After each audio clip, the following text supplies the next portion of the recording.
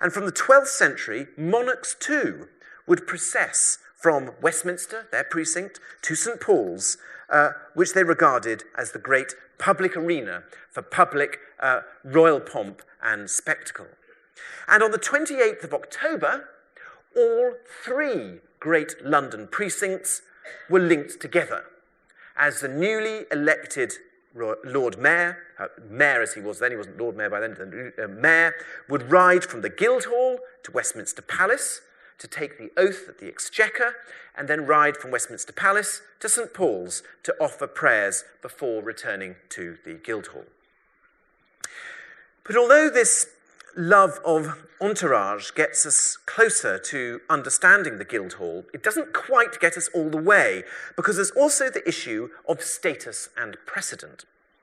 Other than the members of his own family, the only one of his subjects with whom monarchs ever dined in state was the Lord Mayor of London, his Queen Victoria. The mayor enjoyed exceptional status within the city. Everyone other than the king himself had to give way to him there. Even the brothers of King Henry V were forced to sit next door to the mayor in the city and not above him.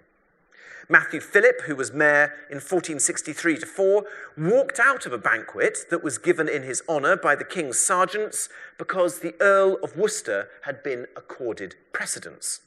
He went straight home. He sat down to such a massive feast that the sergeants, who by then had turned up to apologise, were first dazzled, then embarrassed, then horrified, and then ashamed.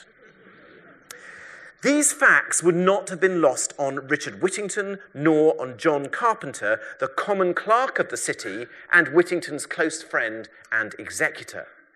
The common clerk was the permanent paid officer of the city in charge of the secretariat and of record keeping. And Carpenter was responsible for compiling something known as the Liber Albus, a compendium of law and custom within the City of London.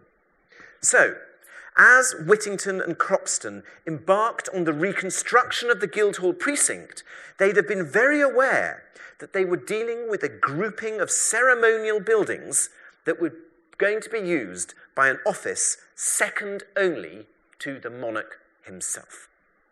Just as the mayor was king in his little kingdom, the square mile, so the Guildhall was to be his palace. And this is why I suggest Whittington, Carpenter, and Croxton all looked to Westminster. Both had huge great halls containing courts, both had chapels, both had a college of priests, both were walled, both were entered by gatehouses, and both entrance facades conveyed messages about the nature of power. No other civic building in England was so endowed. The Guildhall complex was a deliberate and direct recreation of Westminster Palace.